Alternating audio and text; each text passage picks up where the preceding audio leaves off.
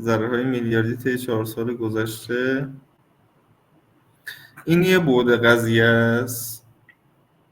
یأس و ناامیدی دقیقاً این رو در نظر داشته باشید. این نقطه یأس و ناامیدی که شما دارین دقیقاً اون نقطه‌ایه که همه افراد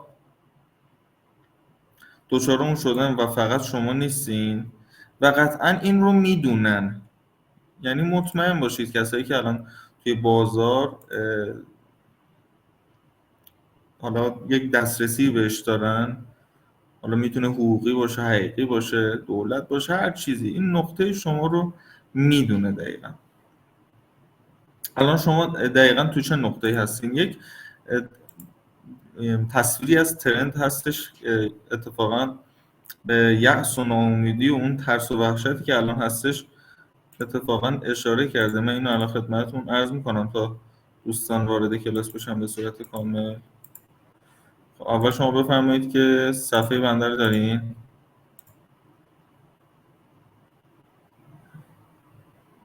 خیلی هم عالی. آقای ظریفی تصویر هستش برای شما؟ خیلی هم عالی. اینجا رو نگاه کنید. دقیقاً اینجا میشه گفت هیجان و رضایتمندی توی 17 اردیبهشت بود که بعد از پایین اومدن ما دوره ناامیدی و وحشت و اینا رو گذروندیم. الان دیگه دقیقاً توی تسلیم و درماندگی و اینا داریم سیر میکنیم و بعضی با این ضررهای واقعا زیادی که دادن، اگه بخوایم درصدی حساب بکنیم 40-50% حتی به افسردگی هم رسیدن. اما این افسردگی میتونه نقطه پایان تمامی این روندها باشه. به نظرم جوری قیمت‌ها جذاب شده و جوری تمامی بازار یک دست بدون هیچ دلیلی منفی شده که میشه شاید بهش در آینده نه چندان دور بهش خوشبین بود و به نظر من این همه صبر کردید میتونه، حالا این نظر شخصی بنده هستش، در آینده نزدیک خدمتتون عرض بکنم که جذاب باشه این موضوع. قطعا الان شما از هر شخصی بپرسید که سرمایه گذاری جذاب برای نمیگم 5 سال 10 سال حتی 1-2 سال آینده چیه، قطعا یکی از گزینه‌هاشون بورسه. چون همه میدونن با این قیمتایی که وجود داره واقعا یک جذابیتی هستش. ما همیشه در آخر تحلیل شاخص کل رو داریم، تحلیل طلا و دلار رو داریم، حتما مثل ما بقیه کلاس‌ها این تحلیل‌ها رو انجام میدیم. اما قبل از اون می‌خوایم بریم سراغ درسمون. چه کسایی تا حالا تحلیل زمانی رو داشتن؟ تحلیل زمانی رو بفهمید که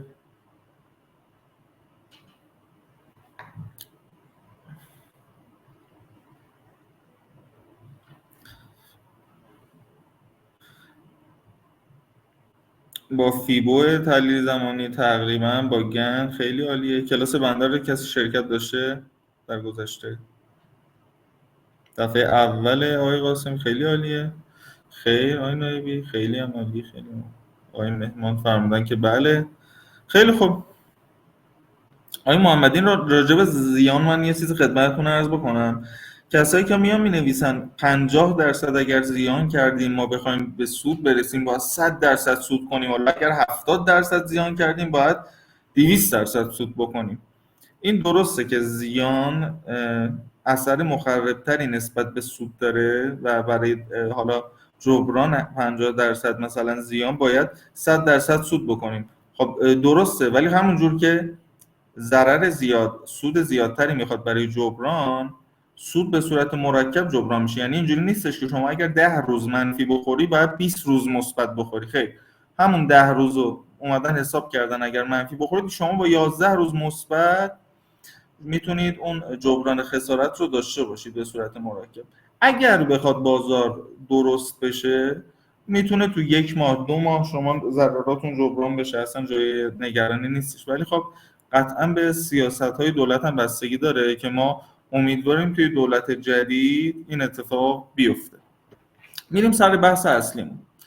تحلیل زمانی به روش گن یک تحلیلیه که به ما میگه که توی نقاطی که ما میخوایم وارد بشیم یا تو اون نقاطی که میخوایم خارج بشیم یک سری حساسیت بیشتری نسبت به حالا اون نقاط حمایت یا مقاومتی که از قبل بوده توی پرایس اکشن یا انواع اقسام تحلیلایی که وجود داره و استفاده از اندیکاتورها، بیش از اونها به ما میاد میگه که اگر میخوای توی این نقطه‌ای که به نظر تو نقطه حمایتی وارد بشی، فقط این نقطه رو در نظر نگیر، RSIشو چک کن، از نظر زمانی هم ببین جای خوبیه یا نه. تمام چیزی که میخواد به ما بگه همینه. این نیستش که بگه که 3 تا کندل دیگه شما حتما خرید بزن شک نکن، یا 3 تا کندل دیگه خروج بزن کل سرمایه تو ببر بیرون. خیر، میگه اگر میخوای خرید انجام بدی یا فروش انجام بدی، توی اون کندل اتفاقا داره میگه کاری نکن، اون کندل حواست باشه، اون کندل رو ببین که واکنشش تو اون کندل چیه، بعد اقدام بکن. پیش نیاز این درس پرایس اکشن هستش، مبانی پرایس اکشن، اینکه حمایت یا مقاومت به چه شکله، حمایت یا مقاومت چیه، کندل ها به چه شکل میان واکنش نشون میدن و ناحیه‌هایی که برای ما مشخص میشه آیا اونقدر اهمیت دارن یا نه، اون حمایت یا مقاومت ماژور اصلیه یا مینور فرعی. ما راجع به همین رو میخوایم بحث کنیم. من طبق همیشه، یعنی طبق حالا ادوار گذشته روی سهم توان، صندوق توان میام، آموزشمون رو انجام میدیم و میریم روی تک تک سهمایی که شما عزیزان میفرمایید اون رو امتحان میکنیم. خب برای بله آقای عباس فرمودن که پرایس اکشن عرضه تقاضای 2 باشه. بله، خیلی از دوستان توی نظرات ما قطعا نظرات کاربران رو به روی چشم میذاریم و خیلی هم برامون مهمه. گفته بودن که تحلیل زمانی نزدیک 1 ماه ازش گذشته برگزار نشده و یکی این موضوع، یکی همین که صادقانه بخوام خدمتتون عرض بکنم هفته‌های گذشته انقدر درگیر بودم که نتونستم مطالب رو جمع آوری کنم. یعنی مطلب الان تو ذهنم هستش، نتونستم توی فایل بیارمش. حتما برای هفته آینده که نه، هفته بعدش من اون پریستشن عرضه تقاضای پیشرفته رو حتما برای شما میذارم به روی چشم. و خدمت شما عرض بکنم که میریم سراغ ادامه درس. تصویر بنده رو همه دارن دیگه، تصویر بورسوی و سهم توان رو، این رو هم بپرسم که بریم سراغ ادامه کار. بله خیلی هم عالی. خب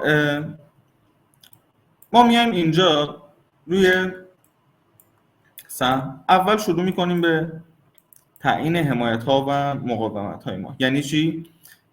پله اول و گام اولی که برای تحلیل زمانی ما باید انجام بدیم این هستش که حمایت ها و مقاومت هامون رو بیایم مشخص بکنیم. من این چند کندلم میارم که چه باشه.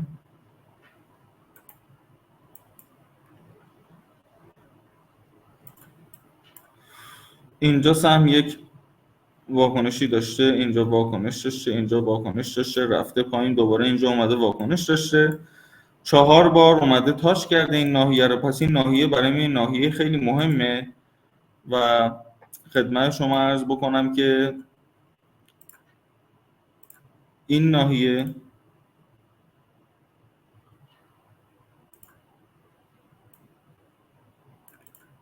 یک، دو، سه، 4، 5 حتی ادامه بدیم 6، ولی همین ناکافیه. این ناحیه هم میتونه برای ما ناحیه مهم باشه یا یک ناحیه نزولی که اینجا وجود داره.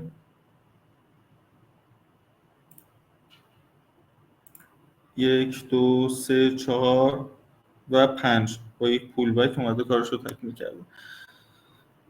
من یک توضیحاتم خدمت افرادی که نمیدونن ناحیه‌هایی که میکشیم از چه طریقی میان، ما میایم کف‌ها یا سقف‌ها، مثلا اینجا رو نگاه کنید، کف‌هایی که وجود داشت رو من به همدیگه وصل کردم، یک خط افقی شد که این ناحیه‌ها برای ما مشخص میشه و یک خط هم نیست. نگاه کنید این نقطه نمیشه ناحیه مقاومتی، اسمش روشه، ناحیه مقاومتی، یعنی قراره که ما این ناحیه رو دنبال بکنیم. این یک ناحیه است، این میتونه باشه، اینجا میتونه باشه، اینجا میتونه باشه. دقیقاً این یک ناحیه است که برای ما وجود داره. این یک ناحیه هستش. این ناحیه‌ای که وجود داره، نکنه این میشه، این میشه، بالای این میشه، پایین این میشه. اینا همگی روی یک ناحیه وجود دارن. یعنی شما یک مستطیل در نظر بگیرید. فکر نکنید که قراره که یک خطی باشه که روی این خط تاچ انجام میده و حالا برگشت و صعودش رو انجام میده. حالا ما میایم کف‌ها یا سقف‌های متوالی که داریم رو به همدیگه وصل میکنیم و با وصل کردنش به یک سری از حمایت‌ها و مقاومت‌های داینامیک یا استاتیک برخورد میکنیم. و هرچه حالا مینور یا ماژور چیه؟ حمایت یا مقاومت ماژور یا اصلی حمایتی هستش که تعداد برخوردهای زیادتری نسبت به مابقی داره. به عنوان مثال ما این رو میتونیم یک ناحیه در نظر بگیریم. بله، 1 2 3 تموم شد. یک ناحیه، یک کف حمایتی خیلی کوچیکی بود با 3 تا برخورد توی بازه زمانی کوتاهی. یعنی بازه زمانی هم خیلی مهمه. اما اینجا رو نگاه کنید، بازه زمانی بلندتر، تعداد برخوردها بیشتر، 5 تا برخورد داشت، یا اینجا 4 تا 5 تا برخورد داشته توی یک بازه زمانی بلندتر. هرچه بازه زمانی بلندتر و تعداد برخورد بیشتر باشه، اون حمایت برای ما اصلی تره یا ماژورتره، و هرچه تعداد برخوردها کمتر باشه یا بازه زمانی کوتاه‌تر، قطعاً اون برای ما حمایت اصلی نمیتونه باشه و مینوره. حالا ما اومدیم پیدا کردیم این نقطه من مابقی رو هم پاک میکنم با اون یه دونه ای که کار دارم، کارو میبریم جلو تا مابقی کار رو انجام بدیم. حالا ما اومدم این ناحیه رو پیدا کردم، کاری که قراره انجام بدیم چی؟ خیلی خوب، میریم الان با هم دیگه میبینیم. اعداد گن یک سری اعداد هستن که آقای ویلیام دالبرت گن، یک معامله‌گر توی بازارهای مالی آمریکا بودن که یک سری اعداد میان اختراع میکنن در کنار اون اعداد داخل مربع فیبوناچی که داشتن. میگن اون اعداد یا اون مکعب اعدادی که آقای گن داشته با زوایای داخلی اون دایره 360 درجه یک سری رابطه ها دارن. یک سری ها میگن این اعداد از حالا شکلگیری ستاره‌های معروف و زوایای بین اونها به وجود اومدن. یک سری ها میگن که آیگن یک سری آدم خرافاتی بوده، نمیدونم از ماوراء طبیعه این اعداد بهش رسیدن. یک سری ها میگن نه، با دلایل کاملا منطقی مثل همون اعداد فیبوناچی که اینجا وجود داره. به عنوان مثال خدمتتون عرض کنم، مثلا اینجا منطقه زمانی فیبوناچی که از اینجا که از میکشید به این، از این سقف به این سقف میبرید، ببینید که همینجوری فاصله این خطها داره با یک نسبتی زیادتر میشه. اون نسبت فاصله این خدمتتون عرض بکنم که ناحیه ها داره زیادتر میشه. چرا؟ به خاطر همون ضریب‌هایی هستش که وجود داره. با توجه به اون ضریب‌ها که داخل اون مکعب اعداد قرار گرفته شده، این اعداد میان به دست میان که بازخورد خیلی خوبی داره. حتی تو بورس ایران که میگن تحلیل جواب نمیده، که به نظر بنده همه جا تحلیل جواب میده، ولی خب بله توی شاید بازارهای خارجی روی اونس یا بقیه چیزا شاید بیشتر جواب بده. اونجا هم همکاران بنده، هم دوستانم، هم خود بنده تست کردم، دیدم بله اونجا خیلی بیشتر جواب میده این اعداد، ولی اینجا هم جواب میده. میتونیم همین الان با هم دیگه ببینیم، هم روی سهمای شما، هم روی سهمی که دارم آموزش روش انجام میدم.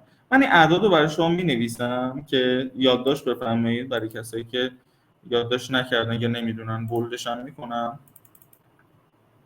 میگیم چی؟ اعدادی که وجود داره: 9 17 26 36 44 52 77 و 110.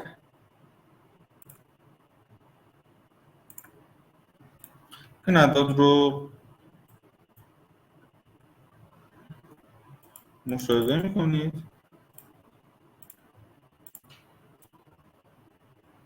من اینجا میذارم بار شهر هر موقع خاصی برمیگردیم بهش. اینا رو یادداشت کنید: 9 17 26 36 44 52 77 و 110. از بین این اعداد یک سری اعدادش مهمتر از بقیه هستند. حالا کاربردش هم الان میریم جلوتر خدمتتون عرض میکنم. اعداد 9 26 خب اصلا اینا رو با یه رنگ دیگه ببینم من میتونم با یک رنگ دیگه براتون مشخص کنم. نه، یا همش یا هیچ کدوم.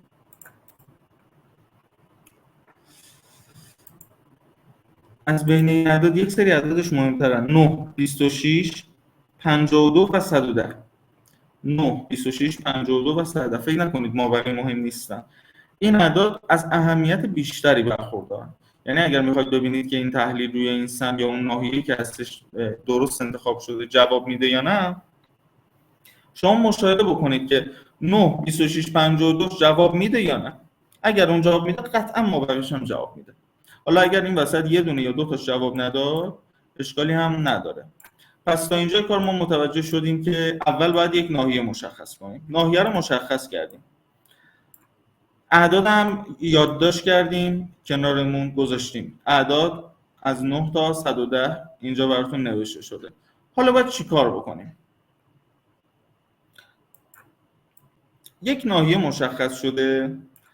اینجا ناحیه ماست، اینجا ناحیه است. اینجا فهمیدیم که دیگه این ناحیه اصلیه. چرا؟ یه برخورد، دو برخورد، سه برخورد که به سختی توی صعودش اومده این رو رد کرده، سه برخورد داشته، گفتیم این یه ناحیه است. ناحیه مهمی هم هستش. بعد رو نداریم، یعنی ما از این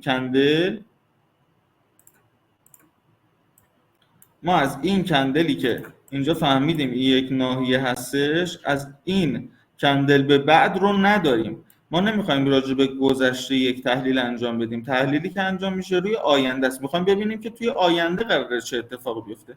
میخوایم ببینیم آیا اینجا موقع خوبیه برای خرید یا اینجا برای فروش نقطه خوبیه یا نه. پس تحلیلی که انجام میشه روی آینده قراره به ما کمک بکنه. خب حالا تحلیل چیه؟ ما اینجا فهمیدیم که یک ناحیه وجود داره.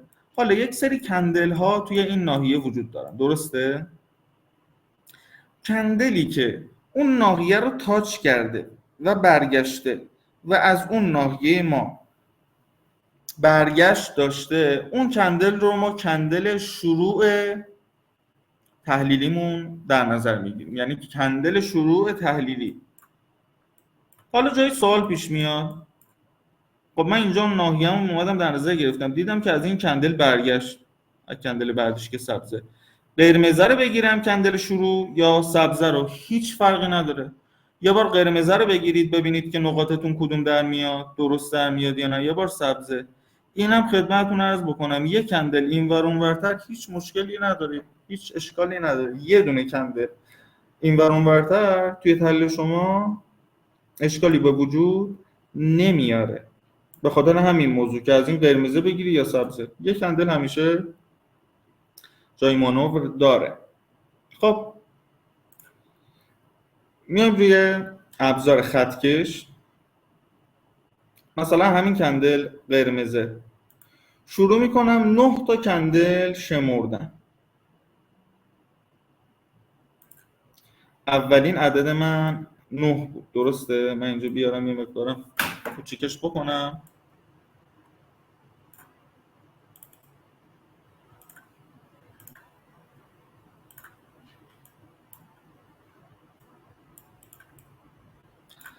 اولین کندل من 9 بود. از این کندل قرمز رنگ که تاچ شده ناحیه من، میگیرم خطکش رو 9 تا کندل. نها کنید اینجا نوشته میله، 7 میله، 8 میله، 9 میله، 10 میله. رو میله نهم وای میستم. میله نهم دقیقاً جاییه که وقتی از این ناحیه برگشت داده شد سهم، صعودش تا کندل نهم بود. یعنی صعود ما که این 15% رشد صورت گرفته تا کندل نهم بوده. آیا این کندل نهم به ما میگه بفروش؟ میگه نه، تو این ناحیه اگر میخوای خرید بکنی یا فروش حتی انجام بدی، بدون که یه اتفاق مهم ممکنه اینجا بیفته. حالا پس چی شد؟ صعودی که ما داشتیم تا اینجا. آیا کندل نهم، 17ام، 26م، این کندلایی که ما داریم برای اونها میشمریم از اون ناحیه‌ای که به دست اومده از اون کندل شروعمون، ناحیه‌هایی که هستن که مخالف جهت فعلی روند سهم هستن، یعنی اگر اینجا داره صعود میکنه صعودش اینجا متوقف میشه و ریزش میکنه، یعنی برگشت روند داریم ما. ممکنه باشه، ممکنه هم اصلا نباشه. یعنی در 70-80% مواقع برگشت روند صورت میگیره، این روند عوض میشه، ولی 20% هم هستش که روند شدت میگیره. مثلا اینجا روند رشد کرده، از این کندل رشد بیشتری صورت میگیره، یا مثلا اینجا دو دله تا اینجا مثلا ریزش داشته، از این کندل ریزش بیشتری میگیره، یعنی همش قرمز میشه. ممکنه که تغییر روند نداشته باشیم، اما اینجا تو همین مثال میبینیم که همش روند تغییر کرد. خب از این کندل قرمز ما شروع کردیم گرفتن، 9 تا کندل رفتیم جلو، صعودمون دقیقاً از این نقطه بود تا کندل نهم. خب بریم جلوتر ببینیم از کندل نهم که ریزش شروع میشه تا کدوم کندل ادامه پیدا میکنه. کندل 17ام ما، بذارید ببرم بالا که ببینید.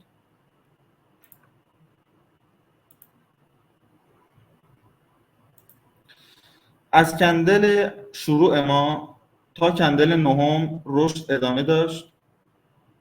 اینجا یه اتفاقی افتاد، روند یه اصلاحی خواست صورت بگیره، اصلاح کرد تا کندل 17ام دقیقا. از کندل 17ام که اینجا مشاهده میکنید روند نزولی تمام شد کاملا. این آخرین کندل منفی بود و بعد از اون کندل ها بالاتر از این کندل قرمز رنگ یا کندل 17ام هستن. خب تا کندل 17ام هم اصلاح صورت گرفت، رشد میکنه تا کجا؟ کندل 26م. یعنی تو 3 تا عدد اولیه از کندل شروع ما، کندل نهم رشد تمام میشه تا کندل 17ام اصلاح داره، از کندل 17ام مجدد رشد شروع میشه تا کندل 26م. از کندل 26م یک اصلاح خیلی کوچیک انجام میده، مجدد رشد میکنه تا کندل 36م. 9 17 26 36 تا الان همه این 4 تا جواب داده. میبینید اینکه روی 26 باید بفروشیم یا نه روی 36 باید بفروشیم، اصلا نمیگه به ما چی کار بکن چی کار نکن. میگه این ناحیه ها، این کندل های مهمیه، اگر قراره خرید یا فروش انجام بدی فقط یه ناحیه رو نگاه نکن، نگو این یک ناحیه مقاومتیه برای من پس میفروشم، نگو RSI منفی داره، واگرایی منفی توی RSI داده پس میفروشم. یا چند تا چیز رو با هم، هر چقدر تعداد تاییدهای شما، یعنی مثلا توی RSI تایید بگیری، توی پرایس اکشن تایید بگیری، توی خدمتتون عرض بکنم حمایت مقاومت ها تایید بگیری، توی ایچیموکو تایید بگیری، هر چقدر تاییدهای شما برای خرید یا فروش فرقی نمیکنه بیشتر باشه، قطعا شما با خیال راحت تری میتونید اون خرید یا فروشتون رو انجام بدید.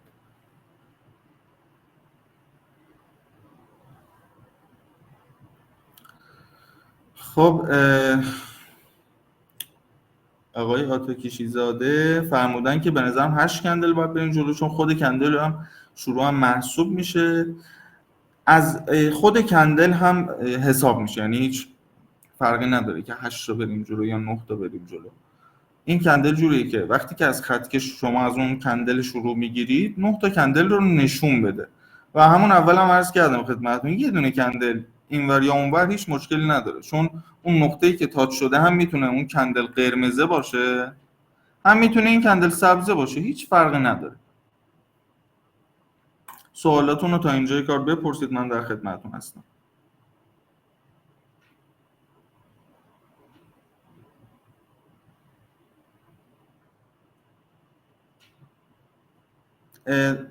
تصویر بنده رو دارین؟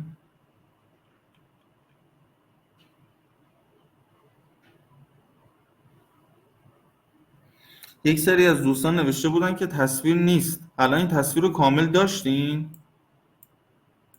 این اعداد رو شما کامل مشاهده میکنید؟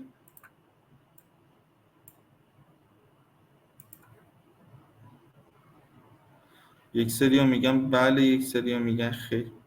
اکثر افراد میفرمایند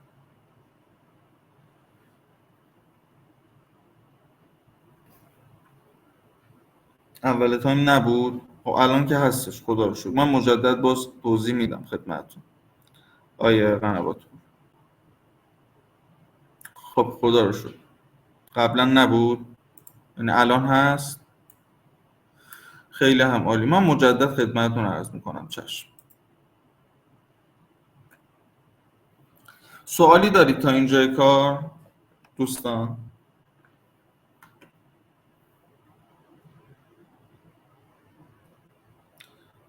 آقای سیپ، حالا اسمشونه یا نام مستعارشون اطلاعاتی نداشتی؟ خیلی هم عالی. انشالله که براتون قابل استفاده باشه، کاربردی باشه. در 2 الی 3 کندل بعدی هم با ناحیه برخورد کرده است. چرا از آن بله، فقط از اون ناحیه نباید بررسی کنیم، ناحیه‌های دیگه هم بررسی میشه. اما ما یک کندل شروع میخوایم پیدا بکنیم، همینجوری که خدمتتون عرض کردم. یعنی ما گفتیم چی؟ اول میایم یه ناحیه پیدا میکنیم. خب این ناحیه رو پیدا کردیم، یه دونه کندل شروع میخوایم، فقط یه دونه. من اومدم کندل شروع این گرفتم. چرا؟ چون قبلش بتونم یه ناحیه‌ای داشته باشم، بگم این یک ناحیه است، اینجا یه بار تاچ شده، اینجا یه بار تاچ شده، حداقل 3 بار تاچ شده تا من به این ناحیه رسیدم، که بتونم از این ناحیه مابقی اتفاقات رو بیام پیش بینی کنم. حالا اینکه مثلا چرا از این ناحیه نمیگیریم یا از این ناحیه، از این نقطه، این نقطه هم یک نقطه مهم هستش. تقریبا چند تا برخوردم داشته. بله درسته، از این نقطه هم میگیریم. میریم روی سرمایه شما، از نقاط بعدی هم میگیریم. یعنی فقط روی این سم یا فقط روی این ناحیه نیستش که جواب میده.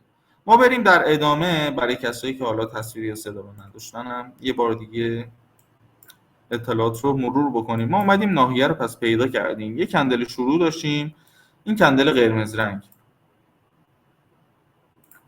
از این کندل قرمز رنگ ما اومدیم 9 تا کندل رفتیم جلو که دیدیم روی این کندل قرمز رنگ افتاد و صعود ادامه داشت تا کندل نهم. از کندل نهم اصلاح داشت تا کندل 17. دقیقا روی این کندل قرمزی که آخرین منفی زده شده و بعد از اون کندل ها بالاتر رفته. رشد داشت تا کندل 26. از 26 یه اصلاح داشت و مجدد صعود کرد تا 36. دقیقا روی این نقطه ها دقیق اومده واکنش نشون داده. عدد بعدی چنده؟ 44. ببینیم روی 44 چه واکنشی داشته. رو 44 دقیقا بعد از این که یک کندل مثبت و منفی یک در میون زده، از کندل 44 اومده اصلاحی داشته تا چند؟ 52. از کندل 52 میبینید که 3 تا کندل رالی بزرگ میزنه و صعود ادامه پیدا میکنه. 77 ببینیم جواب میده یا نه. کندل 77 زیاد نقطه خاصی نیست. 110 چی؟ 110ش خیلی نقطه خوبیه. کندل 110 جاییه که آخرین منفی رو زده تو روزهای که فکر کنم دامنه نوسان 1% بود دیگه. بعدش صفحه خریدار رو میزنه و یک صعود خیلی بزرگی انجام میده. استفاده این کندل ها، این اعداد، از نقطه ای شروع میشه که کندل شروع ما هستش و توی این کندل شروع توی یک ناحیه ماژور و اصلی اومده اتفاق افتاده. خب این یک سهم بود. میخوام ببینیم که آیا واقعا این اتفاق میفته یا نه. توی سهم‌های شما بریم نگاه بکنیم. بفرمایید یک سهم رو تا با هم دیگه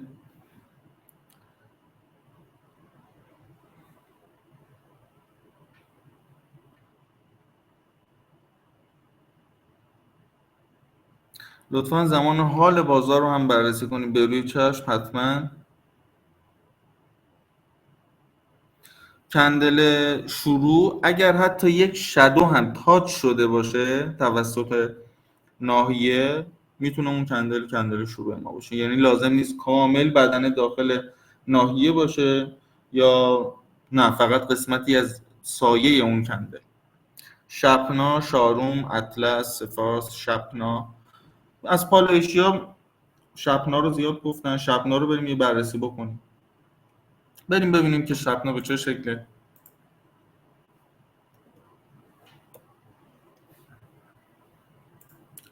پالایش نفت اصفهان.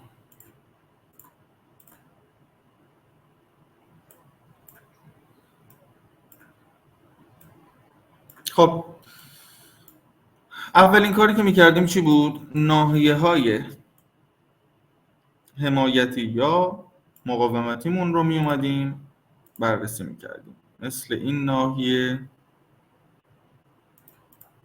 دیگه چی؟ مثل این ناحیه 1 2 3 4 چند بار برخورد داشته و اینجا هم همچنان برخورد داشته. ناحیه خیلی مهمیه و خدمتتون هم عرض کردم ناحیه به این شکله.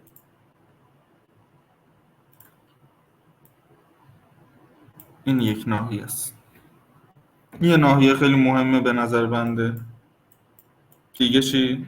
موافقید با همین ناحیه شروع بکنیم؟ این ناحیه مناسبی هستش.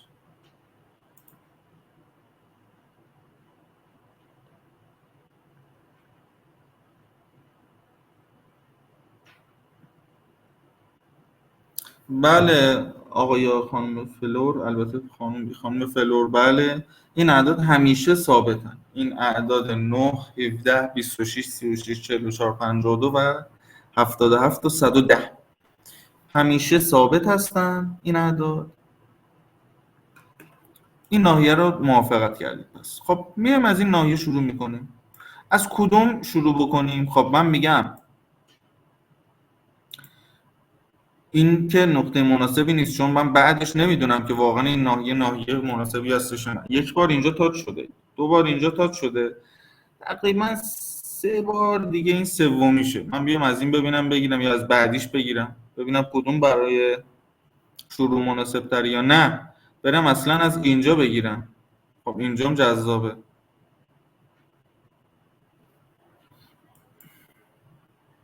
1 2 3 بار تاچ شده، من میام از چهارمی میگیرم. خب کدوم کندل رو میگیرم؟ اول پس من ناحیه رو مشخص کردم، ناحیه مشخص شد. کندلی که تاچ کرده این سبزه میشه یا این قرمزه؟ جفتش. ببینیم از کدوم جواب میده. یه کندل این ور اون ورتر هیچ فرقی نداره، من دقیقاً از این کندل قرمز رنگ گرفتم. 9 تا کندل میرم جلو. ریزش داشته از این ناحیه تا کندل نهم. از کندل نهم سبز میشه میره به بالا، مجدد میاد پایین. ببینیم کندل 17 همش کجا میفته. این کندل 17 همون چیزی که خدمتتون عرض کردم. بذارید ببرم بالا که کامل مشخص بشه، توضیح بدم این ناحیه رو خدمتتون.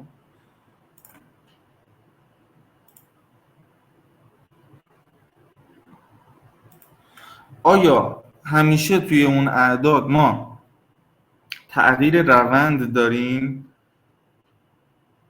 یا روند ممکنه ادامه پیدا بکنه؟ خیر، همیشه تغییر روند نداریم. چه اتفاقی اینجا افتاده؟ اینجا نزول داشتیم تا کندل 9 رفته بالا، دوباره اومده پایین تا کندل 17. کندل 17 میبینید که با یه شدت، یعنی 3 تا 4 تا کندل منفی سنگین میزنه و ادامه میده اون ریزشش رو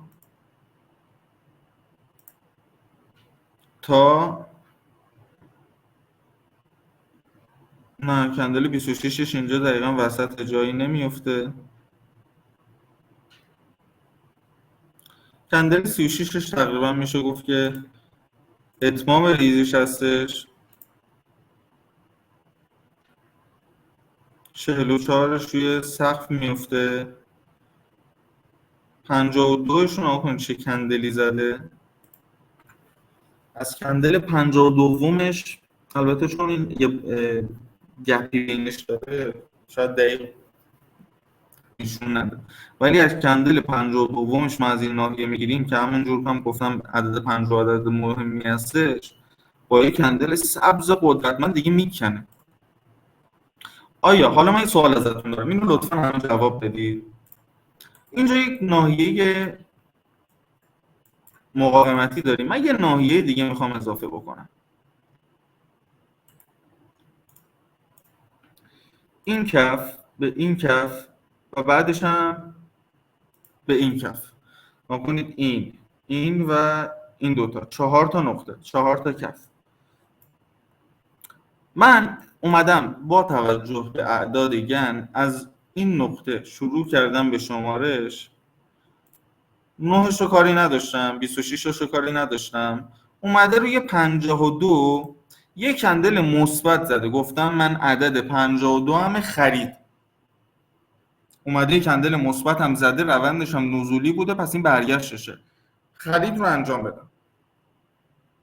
شما توی کندل 52 خرید رو انجام میدین یا خیر؟ چرا؟ برای اینکه سوالمون واضح تر بشه من میخوام یه RSI هم اینجا بندازم.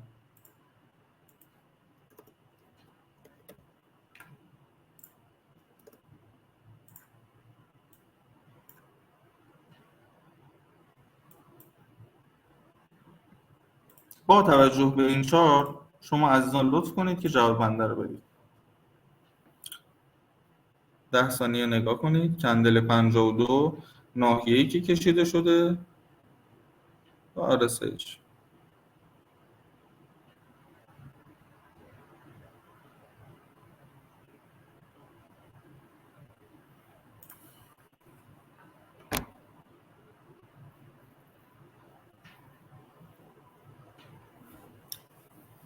آقای رؤوفیان حتما چشم. من نکات رو مجدد تکرار میکنم برای افرادی که دیر وارد کلاس شدن. چشم. آقای تاج الدینی، آقای بحرینی، عذرخواهی میکنم، ناحیه حمایت مقاومت هیچ فرقی نداره که استاتیک باشه یا داینامیک، هیچ فرقی نداره. خب جواب بنده رو بدید. خیلی ها فرمودن که واگرایی داره، واگرایی داره. خرید پایین خیر، آر پایین خیر، اشباه خرید خیر، بله خرید بذاره ناحیه مقاومت.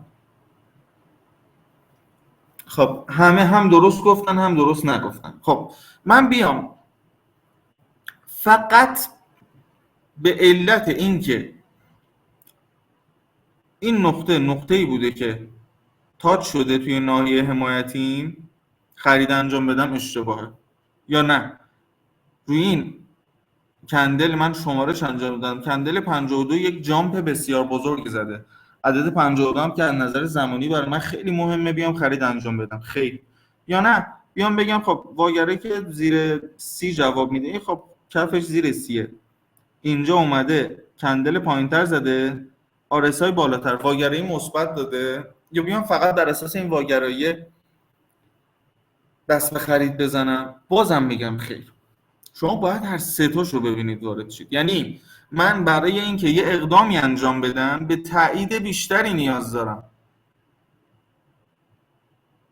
متوجه شدین؟ من چند تا تایید میخوام.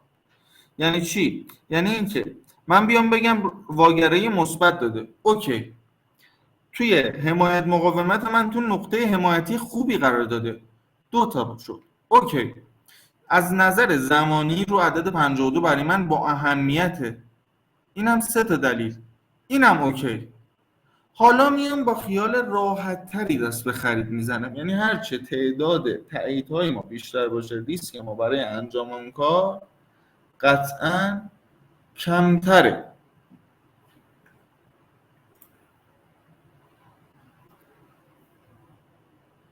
خب پس اینجا دیدیم که چند تا چیز باعث شد که ما تو این کندل خرید بزنیم و از این کندل که خرید زدیم 30% رشد کرد. خب من نمیگم شما رو کف بخر رو سقف بپوش، 25%شو که 22%شو که میتونستی بگیری، آقا اونم نه، فقط همین یه تیکه رو 20% که رفت بالا، رو این یه تیکه رو که میتونستی بگیری. این که ما بیایم روی کف بخریم روی سقف بفروشیم یک توهمی بیش نیست و کسی میتونه موفق باشه توی این کار که بسنده کنه به مقدار سودی که تعیین کرده برای خودش. شما تو این لگ سعودی اومدی از این 30% 20% رو گرفتی، خیلی فوق العاده است، نوش جونت باشه، تمام شد. برو سراغ سهم بعدی، برو سراغ پتانسیل بعدی که شاید توی یک سهم میبینی برای رشد. پس این نکته رو هم ما فراموش نکنیم. باز بیایم ببینیم در ادامه برای ما چی داره این عدد. 52 رو هم دیدیم، بعدش میشه 77. نگاه کنید، یه کندل قرمز زده که هر کی باشه میگه این با این کندل قرمز دیگه میخواد بریزه. بعد از اون کندل قرمزه کندل 77 یک جامپ بسیار بزرگ میزنه و 3-4 تا کندل با قدرت مثبت میشه. بازم بیایم ببینیم در ادامه چی داره. کندل 110 چی؟ نگاه کنید 110 کجا افتاده. بعد از این همه ریزش که اومده برگشته مجدد رفته بالا و بعد ریخته، دقیقا روی این کندل سبز رنگ کندل 110 افتاده و باز رفته بالا و خودش اصلا یک ناحیه حمایتی تشکیل داده. یه بار برخورد، دو بار برخورد، اینم سومین برخورد چون رفته پایین و برگشت داده شده. پس این اعداد روی بقیه سهمان جواب میدن و شما فقط باید دقت بکنید که توی چه نقطه یا جایگاهی از این کندل شروع قرار گرفتید. فقط تفاوت حمایتی روی این کندل جواب میدن یا نه؟ مثل الان سقف داینامیک فقط جواب میده یا نه استاتیک هم هست؟ برای کسایی که نبودن یک بار دیگه بریم تکرار بکنیم روی سهم دیگه که دیگه اتمام حجتی باشه برای این موضوع. بریم سراغ موضوع بعدی. بفرمایید. سهم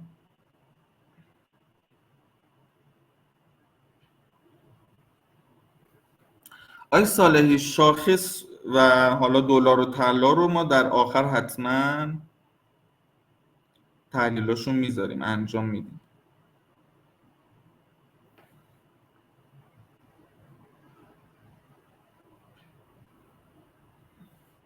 علی آقا،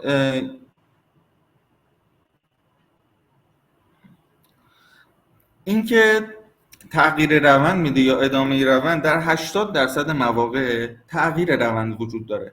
اما اگر تغییر روند وجود نداشت و ادامه روند داشت صورت میگرفت، ادامه روند با شدت بیشتری اتفاق میفته. یعنی اونم حتی یک تغییر سرعتی میشه. تغییر حتما داریم، یا تغییر سرعت یا تغییر روند. خب سهم سینا شهر، شکربن نیشا. بله، این قاعده به تحلیل گن مربوطه. این اعداد هم اعداد گن هستن.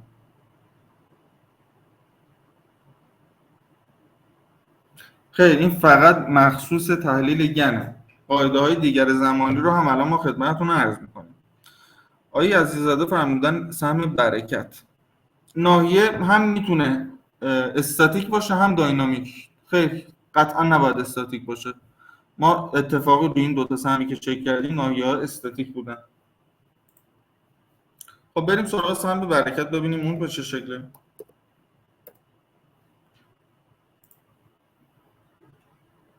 خب اول بیایم ناحیه هاش رو بکشیم.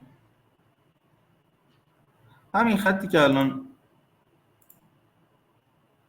دیدم رو مشاهده کنید چقدر ناحیه مهمیه. بذارید با خط نشون ندم.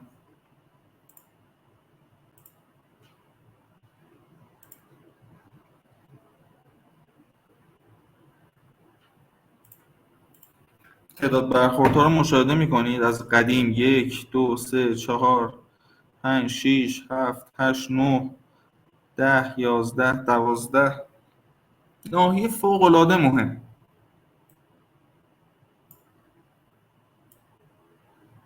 دیگه چی؟ آقا فقط استاتیک باشه؟ خیر.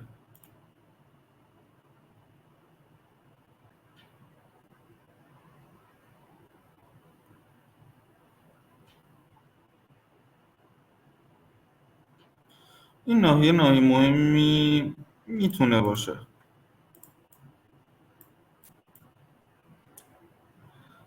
دیگه چی؟ این ناحیه هم میتونیم بگیم شاید ناحیه مهمی باشه. این ناحیه رو اومدیم کشیدیم. از این ناحیه اصلیه شروع میکنیم که خیلی مهمه.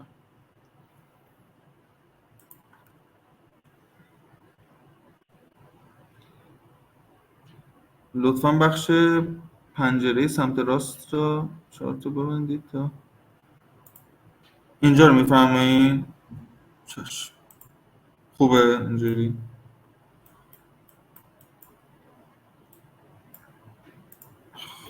خواهش میکنم.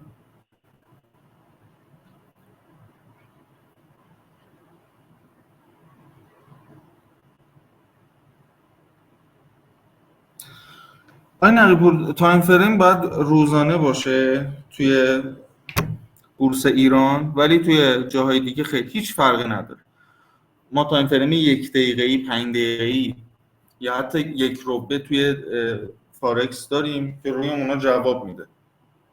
اما توی ایران، توی بورس تهران قطعا باید تایم فریم 1 روزه باشه، چون وقتی تایم فریم ما میبریم پایین تر تعداد گپ ها خیلی میره بالا و این تحلیل ما رو با نقض زیاد میاد بهش ایراد وارد میکنه. خب ما چند تا ناحیه داشتیم، ما از این ناحیه میایم که ببینیم در آینده چی میشه. رو این نقطه مثلا من میام ناحیه جذابیه ورود پیدا میکنم. خب موافقیم با این نقطه؟ بکنم من بعدش رو ندارم، من از این کندل به بعد هیچی ندارم. رو چه حساب میام از این کندل این کار انجام میدم؟ 1 2 3 4 5 6 بار 7 بار اومده برخورد داشته، یه ناحیه مهم بوده، از این ناحیه اومده برگشت صورت زده، مثلا یه دونه کندل برگشت. من میخوام از این ناحیه شروع کنم. خوبه برای کسایی که نبودن. آقای سیفی اصلاحی میکنم. الان خارج از بحث موضوع تدریس، حالا سوال جواب نمیدم، هر سوال داشتید من در خدمتتون هستم. حالا ایمیل من در آخر میذارم براتون، ولی در آخر چشم اگر سوال باقی مون من حتما جوابتون بدم. استاد میشه برای چند تا حمایت موارد از این استفاده کنیم و نقاط مشترکمون رو در نظر بگیریم؟ بله، چرا نمیشه. خب این ناحیه رو پس موافقیم. من این کندل اومدم به عنوان کندل شروعم قرار دادم. خب پس اولین کاری که ما میکنیم میایم حمایت یا مقاومت هامون رو میکشیم و روی نقطه حمایت و مقاومتمون کندلی رو پیدا میکنیم که اون ناحیه اصلی رو اومده تاچ کرده. این کندل قرمز رنگ تک کندلی که اومده تاچ کرده. خب من میام از این کندل قرمز 9 تا کندل میرم جلو. ببینید چقدر زیبا روی سهم برکت جواب داده. از اون کندل قرمز رنگ که تاچ کرده این ناحیه رو 9 تا کندل میرم جلوتر، دقیقاً رشد سهم تا کندل نهم اتفاق افتاده. استاد فقط روی این کندل جواب میده؟ خیر، روی این کندل هم جواب میده. بریم ببینیم کندل سبزه رو بگیرم یا قرمزه، فرقی نداره. من سبزه رو میگیرم، مثل اینکه قرمزه جواب میده. 9 کندل، 17 کندل، 26 کندل، از 26 همش رفته بالا، 36 کندل، رشدش تا این 36 بوده. 36 میریم رو 52 اینجا بوده. یعنی روی تک تک نقاط میتونید شما ناحیه‌های مختلفی پیدا بکنید. ما حالا از همین دوباره مجدد شروع میکنم. پس چی شد؟ از اینجا 9 تا کندل میرم جلو، دقیقاً رشد سهم تا کندل نهم اتفاق افتاده بود. حالا یه تغییر روند داریم، یه اصلاح داریم تا کندل چندم.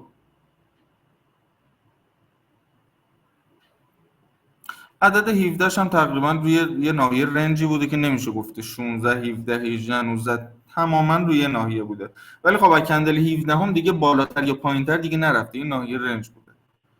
میریم رو کندل 26 م. رو کندل 26 م بعد از نها کنید 1 2 3 4 5 تا کندل قرمز رنگ پشت سر هم زده، حتی بعد از این کندل سبزه 1 2 3 تا کندل، یعنی 8 تا کندل، بین این 8 تا کندل روی کندل 26 اومده یک کندل مثبت زده. یعنی سعی کرده فقط تا رو اون کندل 26 یه تغییر روند کوچیکی هم حتی اگر شده داشته باشه. اینجاست که خدمتتون عرض کردم ما حتما روی این نقاط تغییر روند نداریم، ولی ناحیه انقدر مهم بوده حتی به اندازه یه دونه کندل، یعنی شما تو تایم فریم‌های پایین‌تر بدین قطعا یک رشد زیادی میشه، ولی اینجا اومده یک کندل سبز رنگ زده. خب بازم بریم سراغ بقیه داد. بعد 26 هم بود 36 رشد داشته از کندل 36 دیگه ریخته. اینجا میبینیم پس یک ناحیه مهم به ما داده. 44ش ببینیم کجا افتاده. کندل سبزه میبینید که ما از اینجا گرفتیم، کندل 9 افتاد اینجا، اینجام جواب داد. خودش داره میگه کندل 44 من جای مهمیه. بازم یه سوال دارم براتون، شما رو کندل 44 خرید انجام میدید یا خیر؟ چرا؟ من بزرگش کنم. اینجا یه ناحیه است، این RSI مونه.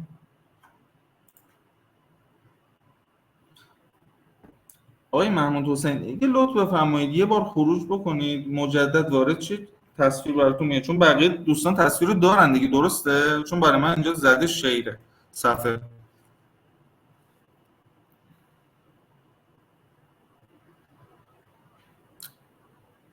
خب خدا رو شکر که درست شد، چون میگم اینترنت که قطع و وصل میشه.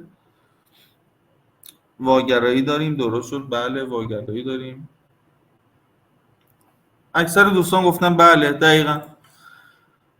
از این نقطه به من داره میگه کندل 44 کندل مهمی میتونه باشه، حواستو جمع کن. خیلی خب من کندل 44 رو حواسمو جمع میکنم، ممکنه مهم باشه. یه ناحیه مهم مقاومتی داشتم و حمایتی جفتش، که هم تو بالا رفتن هم تو پایین اومدن اومده بهش واکنش نشون داده. دوباره میاد میخوره کندل 44 رو روی دقیقاً همون ناحیه و از همون ناحیه هم حمایت میشه.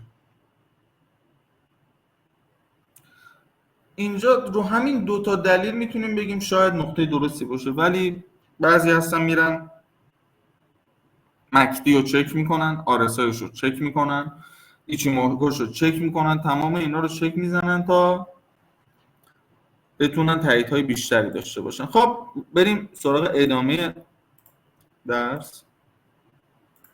کندل 44 هم افتاد روی این 52 چی؟ از 44 رشد داشت دقیقاً تا کندل 52، از 52 به بعد ریخته. 52 هم جواب میده، پس نقطه ما نقطه درستیه. بریم سراغ بقیه اعداد. 77 رو نگاه کنید، یک ناحیه داشته از کندل 77 به بعد دو تا کندل رالی بزرگ زده. همین کوچیکه چند درصده به نظرتون؟ 11% همین یه تیکه بوده. از این 11% اگر 5% هم 6% هم گرفته باشید خیلی عالی. 77 هم دیدیم که دقیقاً روی این نقطه اومد واکنششون داد. 110 چی؟ خب چون اینجا یک گپی وجود داره رو 110 زیاد نمیتونیم ما رو بدیم. بریم سراغ بقیه جاش هستن. بیایم بگیم این نقطه چی؟ این نقطه دقیقاً روی همین ناحیه بوده، واکنششون داده. ببینیم این نقطه مناسبیه.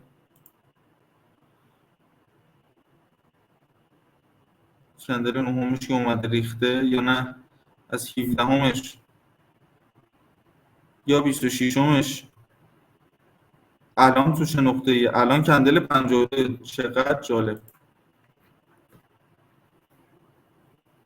خیلی دوست دارم برکت رو فردا نگاه کنید.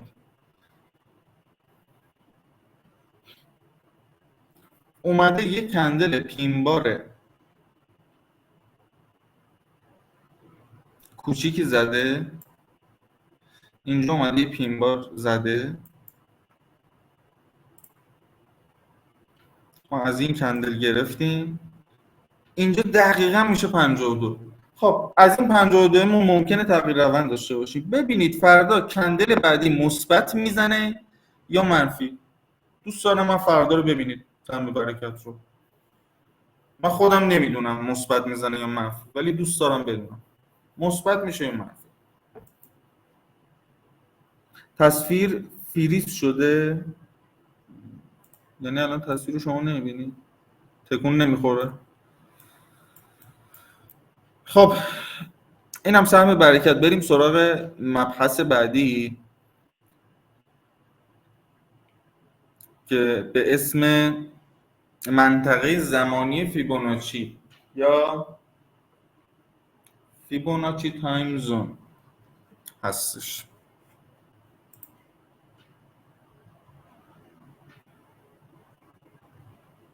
بذارید من یه بار قطع کنم مجدد برای شما بیارم.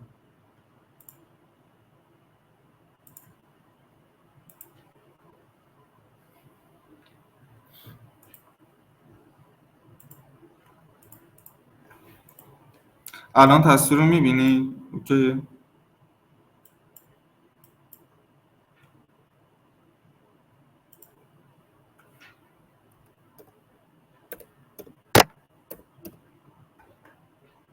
میخوام برم رو شاخص کل ببینم اونجا چجوری. الان تصویری دارین؟ درست شد، درست شد. There is no voice. صدای بنده رو ندارین؟ آیا نامی صدای بنده رو دارین؟ خب همه صدا رو دارن، تصویر دارن. اگر کسی صدا رو نداره یا تصویر رو، لطف کنه یه بار خروج بزنه، مجدد ورود بزنه، درست میشه. تحلیل بعدی که برای ما وجود داره منطقه زمانی فیبوناچی. اصلا اسمش روشه، منطقه زمانی. به ما چی میگه؟ با وصل کردن دو سقف متوالی به هم یا دو کف متوالی به هم یک سری ناحیه ها توی آینده تشکیل میشه که با تشکیل شدن این ناحیه ها شما باید حواستون رو بیشتر جمع کنید. اقدام به خرید بزنم؟ خیر. یعنی چی؟ یعنی بفروشم؟ بازم خیر. این ناحیه ها ناحیه هایی هستن که شما میتونید توی اون ناحیه ها اندیکاتور رو چک کنید، فیبوناچی چک کنید، ایچیموکو رو چک کنید، حمایت مقاومت چک کنید، پینبارش رو چک کنید. با هر تایید بیشتری که میتونید دست به خرید یا فروش بزنید. خب بیایم ببینیم چجوریه تحلیل ما روی شاخص چیه. همینجا تحلیل روی شاخص هم انجام میدیم که در ادامه کار بریم سراغ دلار و طلا. خب چند تا چیز رو بررسی میکنیم، هم عدد گن و هم ناحیه ها رو. ناحیه مهم برای شاخص بگید از این کف به این کف میتونه، نه زیاد جالب نیست. اینجا چی؟ شاید اینجا جالب باشه.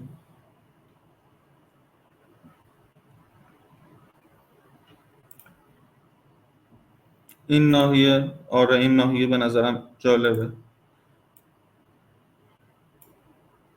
خب اول اعداد گن رو بریم روش بررسی کنیم. ما اومدیم حمایت ها یا مقاومت ها رو بررسی کردیم. خب حمایت یا مقاومت انجام شد. حالا توی این حمایت یا مقاومت میایم کندل تاچ شده رو بررسی میکنیم. این کندل قرمزه یا این سبزه جفتش تاچ کرده این ناحیه رو. در واقع این ناحیه است. اگر مشاهده کنید یک ناحیه هستش که این ناحیه رو برای ما داره. حتی اینجا میشه میگیم آقا این ناحیه یک، این دو، این سه، این دیگه چهارمیه. ما میایم از اینجا چک میکنیم که بعدش رو نداریم. این دیگه روی شاخص کله. خب از این کندل قرمز رنگ میگیریم یا از این سبز بیشتر تاچ شده؟ قرمزم جواب میده. من میخوام از این سبز بگیرم برات. از کندل سبز رنگ، یعنی ما اول اومدیم چارت کردیم برای کسایی که تازه وارد کلاس شدن، اومدیم ناحیه مقاومتی یا حمایت اصلیمون رو مشخص کردیم. فرقی داره که داینامیک باشه یا استاتیک؟ خیلی هیچ فرقی نداره. داینامیک استاتیک. چند لحظه دوستان اصلا میکنم.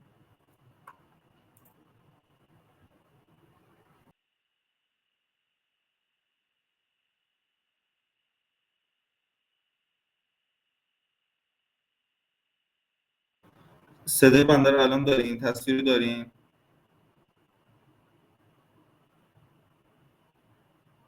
تصویر نیست؟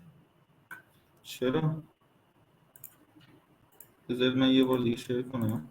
مثلا میخوام صفحه‌مو شیر کنم. الان صفحه بورسویه بنده رو دارین؟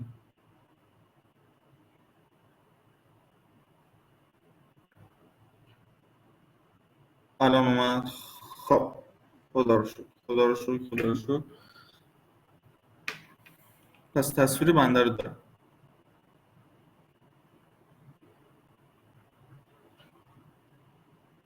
داره باز میشه. خب این صفحه رو دارین خدا رو شکر. من یه بار دیگه میپرسم، پس این صفحه رو دارین؟ من برم سراغ ادامه درس. ندارین؟ تصویر نیست؟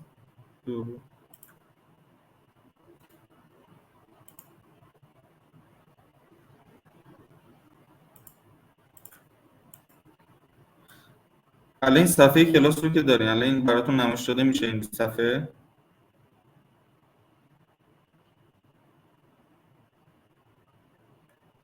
عجیبه.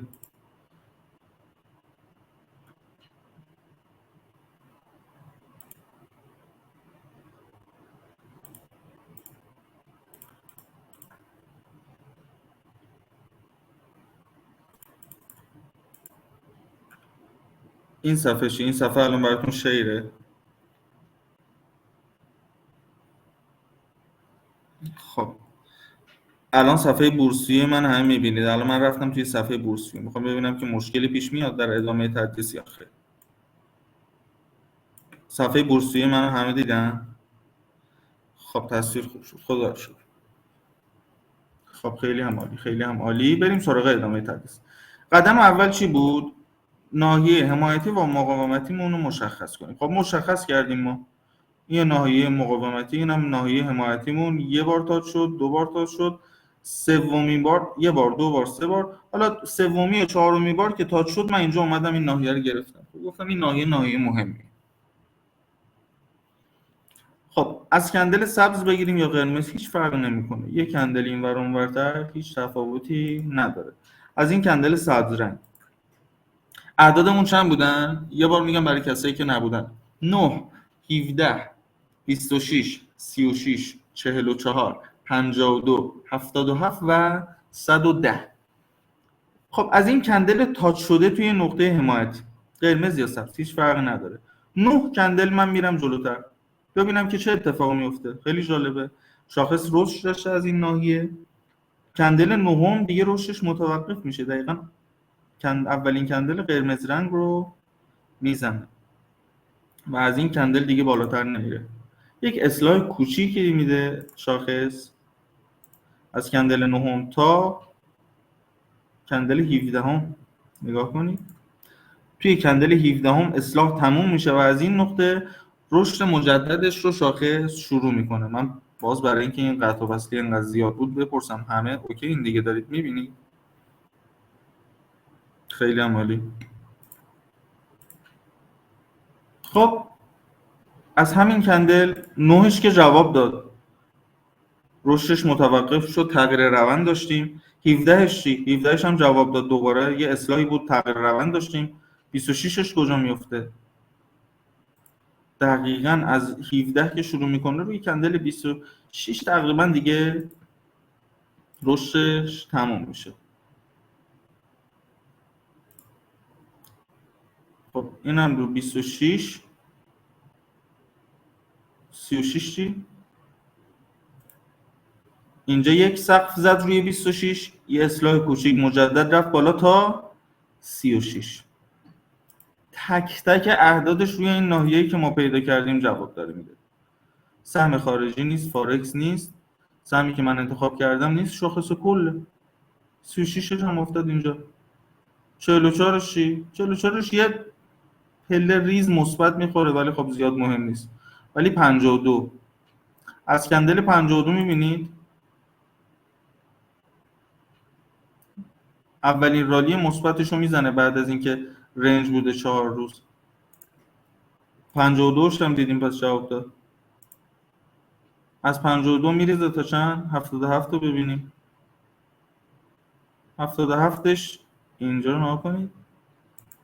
این برای شما شاید کوچیک به نظر برسه. نگاه کنید تو یک رالی نزولی بوده، بعد از این رالی نزولی تو کندل 77 میاد 3 تا کندل مثبت میزنه به همین کوچیکی. 3 تا کندل مثبت میزنه. ادامه بدیم. این بود 77 هم رفتیم میریم سراغ 110. به به 110 رو نگاه کنید. این کندل قرمز رالی بزرگه 110 بوده، یعنی از این قرمزه حساب بکنیم رو 110 یک کندل دراپ سنگین زده و بعد از اون مجدد روندش رو ادامه. خب فقط روی این ناحیه جواب میده، یعنی روی این جواب نمیده. چرا جواب نمیده؟ ما بیایم نگاه کنیم روی این جواب میده.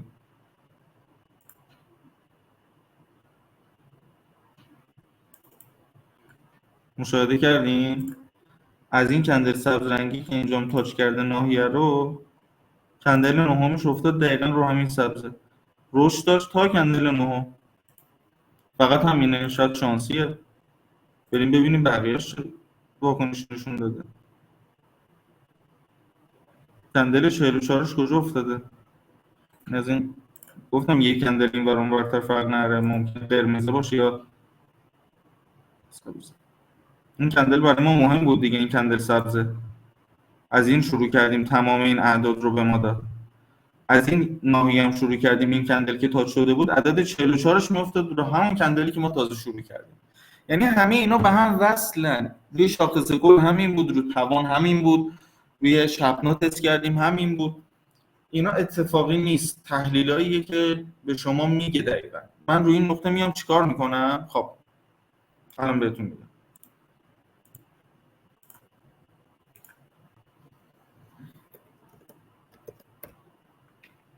میام RSI چک میکنم، میگم چی؟ نها کنید اینجا یه ناحیه است، واگرایی داده. نگاه کنید اینجا یک کفه بودش، اینجا یک کفه، اینجا یک کفه خیلی پایینتر ولی هم اندازه است، واگرایی مثبته. عدد 44ش افتاده اینجا، ناحیه حمایتی هم هست. 3 تا تایید من گرفتم اینجا، راحت خرید میزنم با خیال خیلی راحت. حالا بیایم الان شاخص رو ببینیم. شاخص از اینجا که یک خدمتتون عرض بکنم واگرایی منفی داشت تقریبا از اینجا به اینجا و حتی اینجا اومد یک نزولی انجام داد تا اینجا که از همین قرمزه که کفه تا اینجا اگر از همین کندل هاش یه برگشت خوب بزنه و RSIش برگرده واگرایی خوبی میشه و میتونیم انتظار رشد داشته باشیم.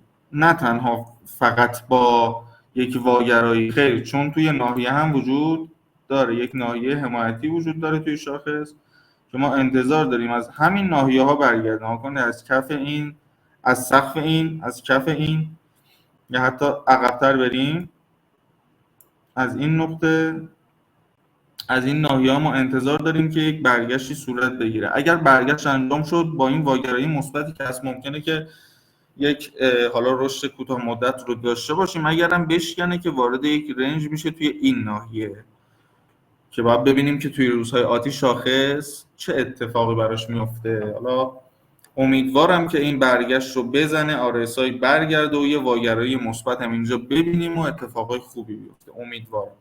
ولی اگر این اتفاق نیفته و بشکنه رو به پایین ممکنه که تا ناحیه 1,960,000 واحد بیاد و اونجا یک سری رنج داشته باشه. این از تحلیل شاخص. خب بریم سراغ طلا یا دلار، کدوم مد نظرتونه؟ بنویسید. طلا، دلار. طلا، طلا، طلا، عیار. من میرم رو طلا. هم طلا بیشتر نوشتن، هم به دلارم ربط داره.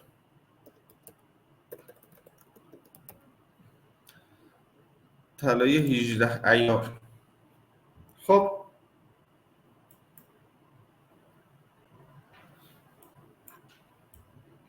میخوام رو طلا هم همچین حرکتی بزنیم. این ناحیه مهم اینجا بود، یه ناحیه مهم هم اینجا.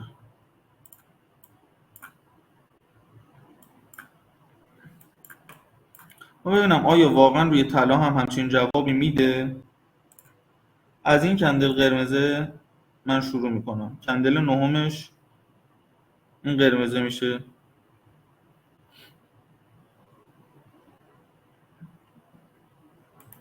فکر میکنم این کندل قرمز زیاد مناسب نیست.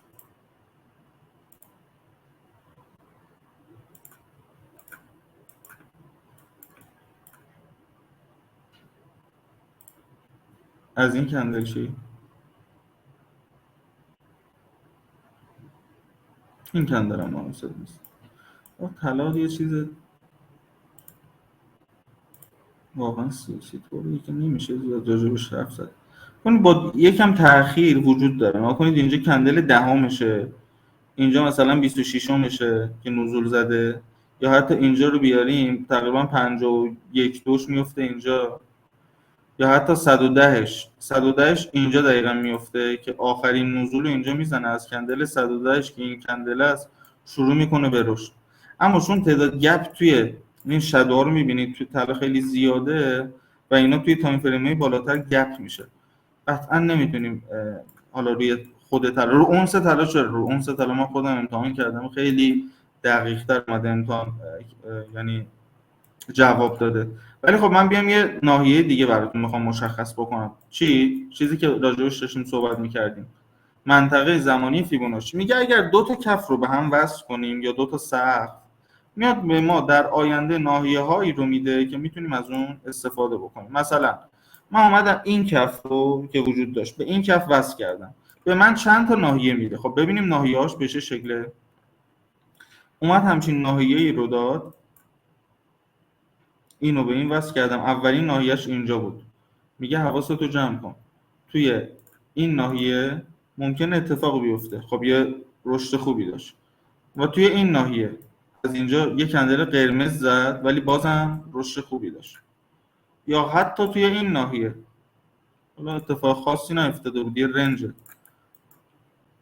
این ناحیه هایی که در ادامه داره به من میده. فقط دو تا کف خیلی میتونیم دو تا سقف رو با هم وصل کنیم. ببینیم توی سقف به ما چی داده. کدوم سقف ها؟ مثلا من میام این سقف و این سقف رو وصل میکنم، ببینم چه ناحیه هایی به من داده. اولین ناحیه‌ای که داده همینجاه، این ناحیه‌ای که از اینجا اومده اصلاحش رو صورت گرفته. یا دوباره اون کندل قرمزه، این کندل قرمزه این که مثل این که خیلی مهمه، از این کندل قرمزه دوباره اومده یک رشد ادامه داری رو داشته تا اینجا. ببینیم همین کندل سبز رنگ، یعنی بعد از این چند وقت که نزول داشت از این کندل سبز رنگه، کندلا میان بالاتر از عدد میان ظاهر میشن. این منطقه زمانی فیبوناچی هستش. منطقه زمانی فیبوناچی دقیقا میاد با توجه به زوایایی که داره و اعدادی که داره،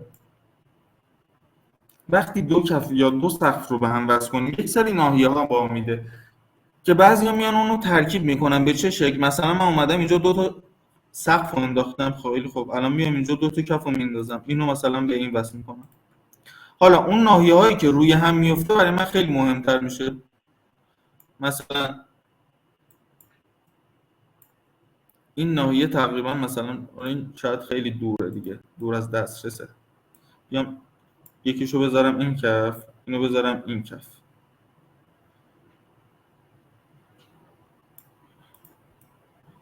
این چرا عقب رفت؟ این کف و این کف. ببینم افتاد ناحیه روی هم،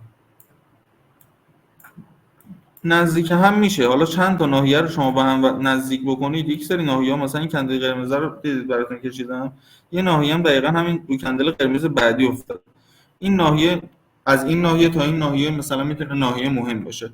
شما میتونید منطق زمانی رو با توجه به دو تا کف بعدی یا دو تا سقف متوالی با هم دیگه وصل کنید، ببینید کدوم ناحیه ها رو بهتون میده و توی اون ناحیه ها اعداد گن رو هم به کار ببرید، آرسایش رو هم ببینید.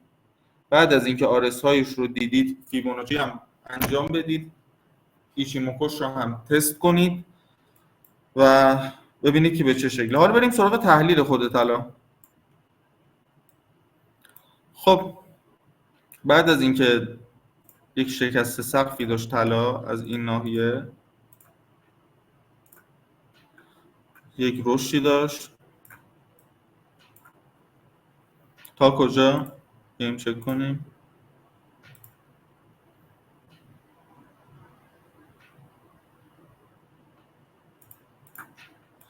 این یه خط روندی که من برای طلا کشیدم. یه خط روند دیگه هم میتونم بکشم. از کجا؟ از این سقف به این سقف. دیگه چی؟ یه دونه حمایت استاتیک میتونم اینجا براش بکشم. این ناحیه‌ای که شیکونده، این ناحیه اینجا دقیقاً یک روندی که وجود داره برای طلا. این یک تحلیل و کاملا معلوم نیست که این اتفاق میفته یا نه. ما تمامی جوانب رو در نظر میگیریم. فعلا میشه گفتش که توی یک ناحیه مثلث وجود داره و چند کندل آینده ممکنه که رو به پایین بشکونه یا رو به بالا. اگر رو به بالا بشکونه که میتونه یه پولبک به این ناحیه ها بزنه، به عنوان مثال اینجوری بیاد بشکونه، بعد از اینکه شیکون بیاد یه پولبک هم بزنه و توی این خط روند شروع بکنه به رشدش ادامه بده. یا نه اگر رو به پایین بشکونه چه اتفاق میفته؟ من این خط این سناریو صعود بود. اگر این اتفاق بیفته با برخورد به این خط بیاد این رو بشکونه، یه پولبک میزنه به این ناحیه و توی همین خط میاد میخوره به، یعنی نوایی 3 میلیون تومان. از 3 میلیون تومان میخوره به دقیقاً این ناحیه حمایتی. ممکنه از این نقطه دوباره واکنش نشون بده یا نده. یعنی دو تا سناریو داره دقیقاً، هر جفتش هم امکان پذیره. نمیشه گفتش که یه دونش ممکنه بشه یا یه دونش حتما میشه. هر جفتش امکان پذیره و بعد ببینیم که توی روزهای آتی چه اتفاقی براش میفته. آیا کندل‌های نزولی پرقدرتی میزنه به سمت نزول یا صعودی میزنه که این خط روند نزولی رو بشکونه برای صعود بیشتر. الان سوالاتتون رو بپرسید، من سوالاتتون رو جواب بدم. اگر هم وقت نشد و سوالی باقی مون، من در خدمتتون هستم. ایمیل سازمانی بنده رو هم داشته باشین، هر سوالی بود تا اونجا که بتونم جوابتون میدم. شاید دوستانی سوال پرسیدم به علت اینکه تعدادتون هم زیاد بودش و نرسیدیم.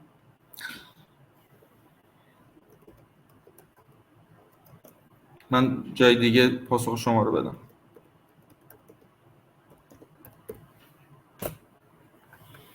محاسبه عدد گن چطوری هست استاد؟ آقای قهرمانی شما یه سرچ بکنید اعداد گن یا مربع گن،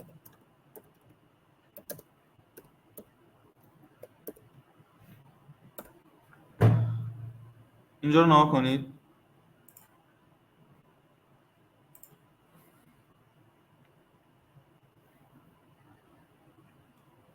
شما یه سرچ ساده بزنید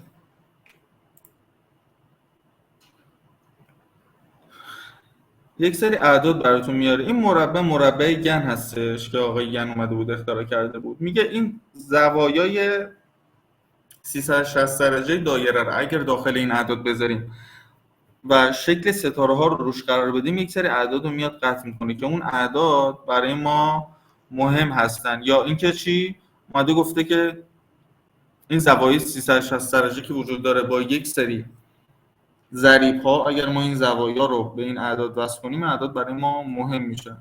این دقیقاً همون چیزی که خدمتتون عرض کردم.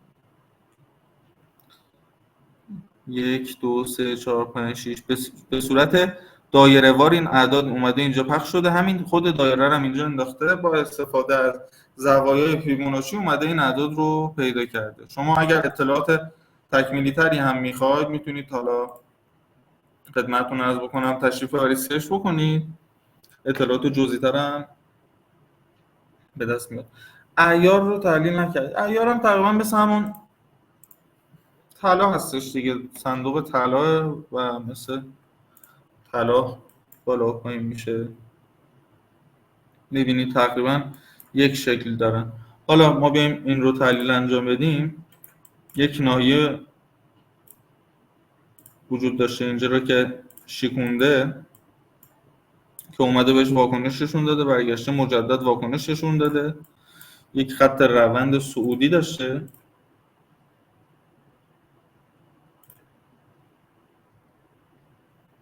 به این شکل، یه دونه هم داشته به این شکل.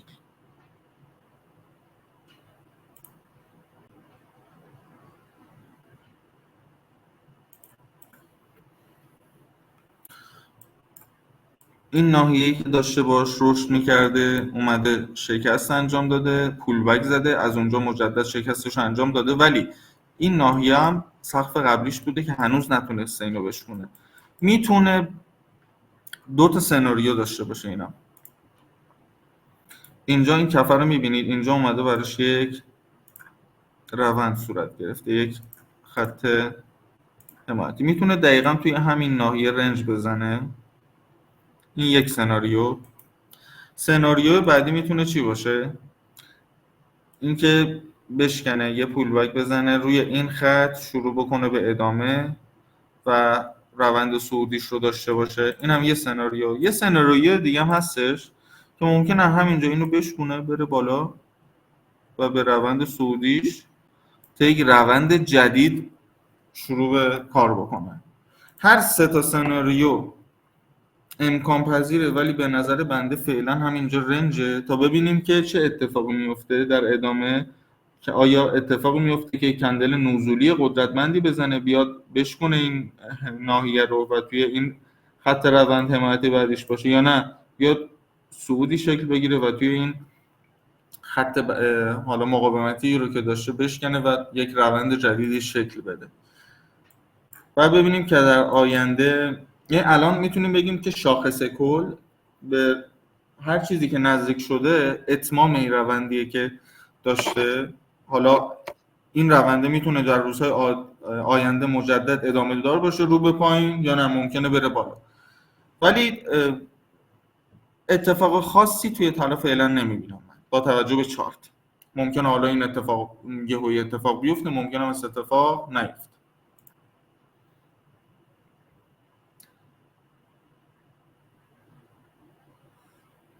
آقا بهروز، اعداد گن رو آقای گن اومده با استفاده این مکعب اعداد و زوایا به دست آورده و علت علمی داره، اما به هیچ کس اون زمان به خاطر اینکه بالاخره یک سری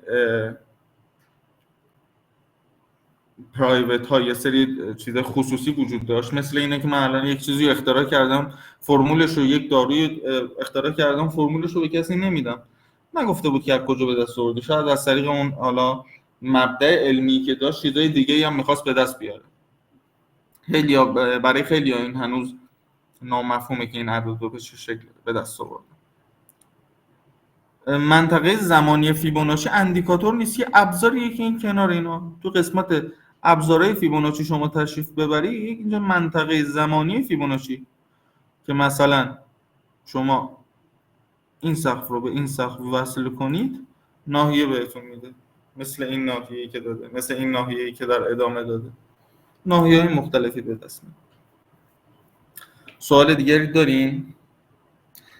اگر سوالی دارین من در خدمتتونم، اگر خیر خیلی خوشحال شدم از اینکه کلاس بنده شرکت کردید. دوستان حتما توی نظرسنجی هم شرکت میکنید.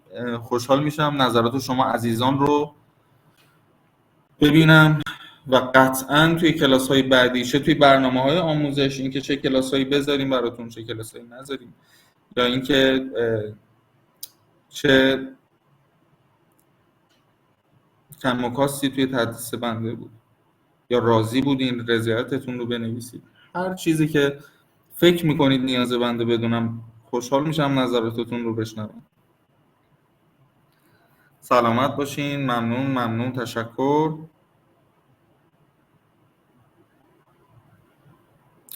ممنونم از شما. روز خوبی داشته باشین. بدرود. خدا نگهدار.